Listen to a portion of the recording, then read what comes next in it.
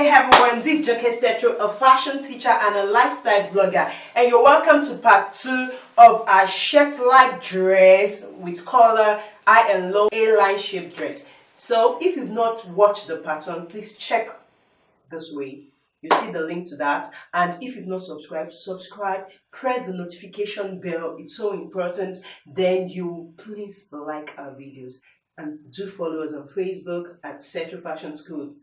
Yeah, so part 2 right now, we've gotten our basic bodies and our pockets, mouths, the shoulder slants and every other thing. So what we just want to get right now, it's our collar. So you do it this way. After you've joined via the shoulders, you measure the collar this way.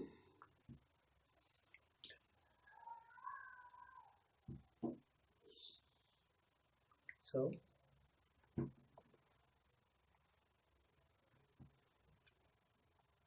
this 9, it's too much. So what you do if you have a case like that is too much is that you increase your joining on the shoulder. You should have something about 16 or 17. So, and if it's not up to 16 or 17 inches, you just reduce it. So that's how to achieve both ways. So with that, we're good to go. I'm going to use 17 inches because when I'm sewing, I'll adjust to that. I'll be using 17 inches. So I'll cut out the collar on the collar stay, then now transfer to the fabric. I've succeeded in reducing the shoulder, as in holding the shoulder up to a little, so that the collar measurement, the collar length will be about 8¼ inches. As you can see, 8¼ inch is very okay. That means the collar is 16½ inches. So I'll be cutting the collar 17. So that half will stand for the sewing allowance or thereabout. I could cut it 17½. 1 inch for sewing allowance. Okay, right now, cutting our collar this way. Remember, I've adjusted the neckline to 16½. So I'll be cutting on 17½. That 1 inch will be for sewing allowance. So 17½ divided by 2 will give us 8¾ So you first of all come this way. You have 1½ inch. So you try to curve it to that 1½ inch. So from this point, about almost 3 inches, I'll just try to start the curve.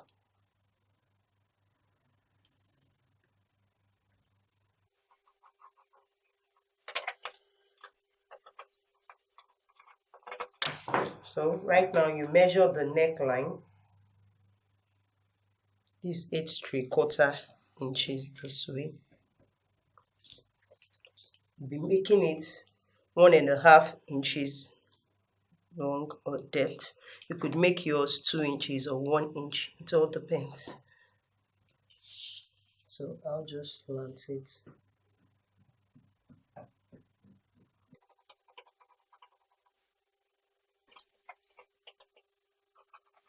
I'll come right now to this edge and I'll remove 1 inch to curve it. ½ inch, please. ½ inch. So just curve it this way.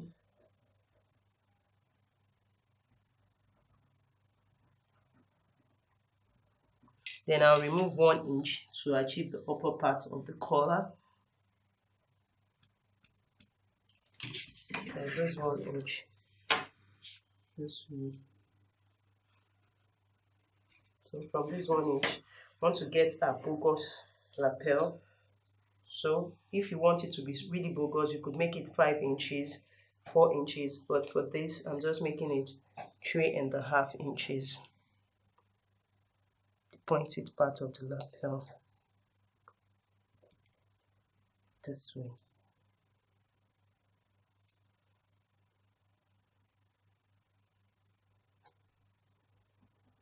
So if this is 3½ inches,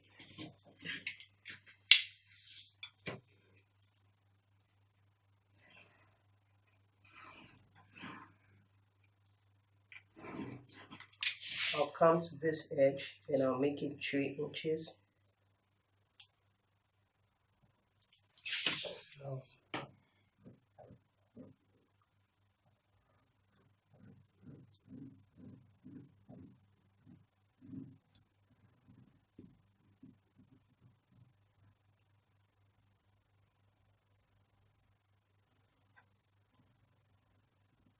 you seen it. So this is the lower part of the collar that will be affixed to the neckline, and this is the upper part that will be bent this way. So just cut it out and use it to achieve. So cut it on our fabric.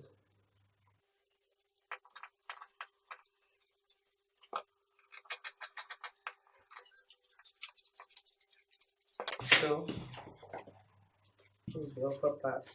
This is the lower collar. This is the one that is going to the neckline. This one that will be folded is. So let's achieve it on our fabric, and I'll show you how to get it done. Cutting out the collar on the fabric, you know, this stay is going to stay in the fabric, so you leave a little space like this that you're going to use to attach it. Could leave ½ inch if you sew on ½ inch. Then you're going to use to attach it to the collar stay, just like so.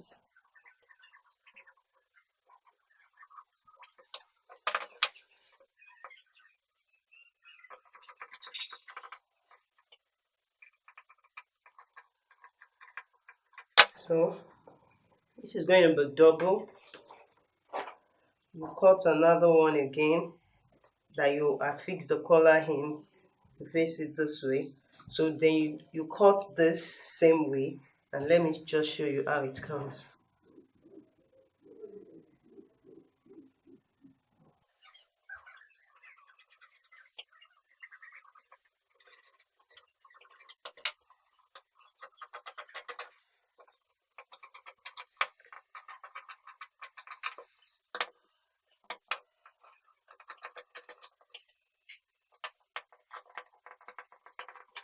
So this was what I was trying to say, that you make sure that you cut it to be more than the collar stay, because this will make the collar stay. It adds a gummy part this way, and you can see it. So there are spaces around. So when you're sewing, you just join as in one side facing each other this way.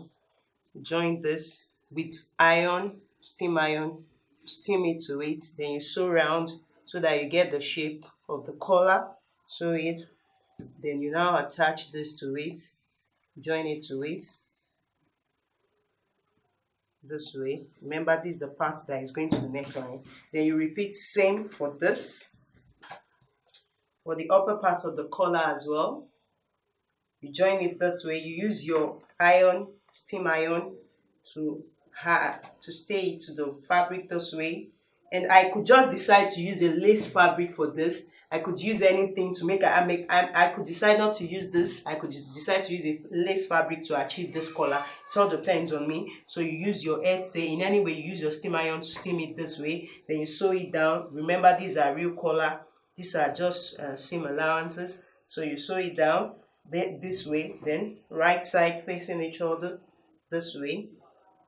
Right side, when this is already attached to the stay, so right side will be facing each other this way. You sew it down, you sew it, so you will now, when you turn it, it comes out this way. Can you see that? To come out this way. So you now attach both at the edge this way, right side facing each other, you attach. Then this will go to the neckline round, and you are done with the collar that way. So let me just illustrate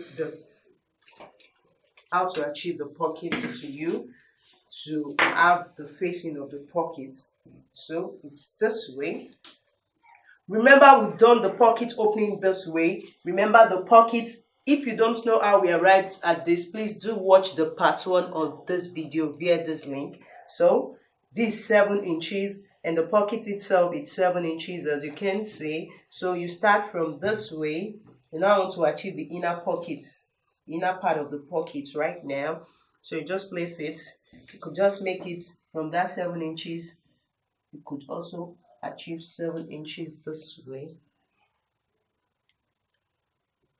could achieve 7 inches or 14 inches or 8 inches. It all depends on how wide you want it to be. That 7 inches will not be enough. So I could achieve 14 inches, double it. This fabric will not be enough. So the pocket is actually 14 inches by 14 inches. Have you seen it? 14 inches by 14 inches. So such that, and when you want to cut it, you make sure that you start from the pocket mouth this way. Make sure the right side is facing each other this way. So you could just turn it this way so that you see. Or wrong side facing each other, right side facing each other. So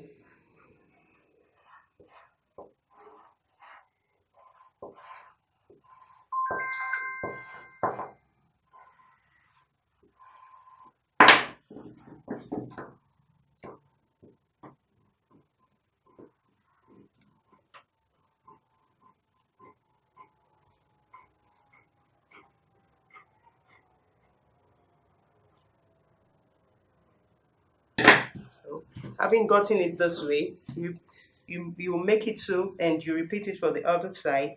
So it's pretty easy right now. You just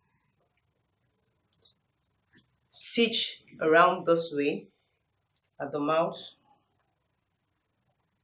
stitch it this way, stitch it, then you stitch it, then you notch it. After stitching, you notch so that it will relax, such that it will now come out this way. So after affixing your pockets, after cutting it this way, right side facing each other, then you notch it. I just affix the pin so that you notch it, it will be relaxed, you iron it well, so it's this way, it comes out this way. You repeat same for the other side. So we cut the sleeve right now and we're good to go. If you don't really know how to achieve this, I have a video to that effect. Please, you can just check the link and watch it. So a jacket sleeve this way. Okay, right now to achieve the sleeve, after cutting out the jacket sleeve, you notch the center of the jacket sleeve and the center of your shoulder this way, such that you now, when they are well seamed like this, okay, can you see? This is how to do this. You join it there both sides. So when it's joined, it becomes easy this way. Then you get across and then get across your sewing along the side. So by the time I'm through, just see what I came out with. Yeah, this the final output. This is how it looks like. Don't mind me, I don't know how to do swag. If it's my first daughter now, she's swagalicious. So this is how it looks like. Just like that. Let me try. So don't forget to subscribe. Please do like this video and press that notification bell to be updated, to get notified, of our recent videos. And follow us on Facebook at setrofashionschool.com. At Setro Fashion School, till I come your way next time. Bye-bye.